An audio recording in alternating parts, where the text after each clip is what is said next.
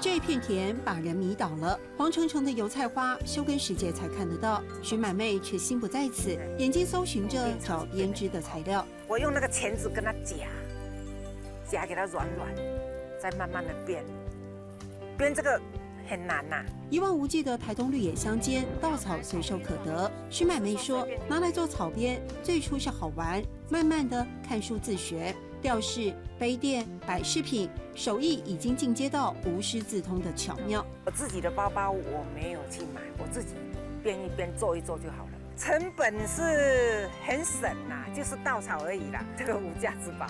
亲手设计的稻米包在竞赛中获得佳绩，给花甲之年的徐满妹很大的鼓励。农忙完了以后在家里闲着就动动脑筋，还不会痴呆。笑称自己把燃料变成宝，稻米文化在春耕、夏耘、秋收、冬藏的劳动收获之外，还有更多延伸。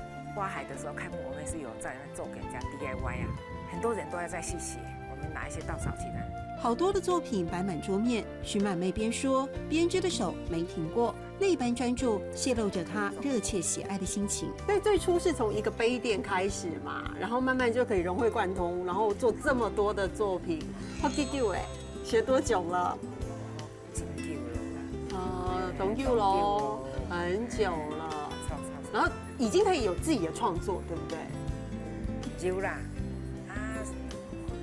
做了，迄都上讲这个边款做嘛该都紧上紧好紧做。没有细致工法，没有华丽装饰，但用心编出的不只是实用的东西，也是一种生命态度。福建久的董九路，福建久的董九路。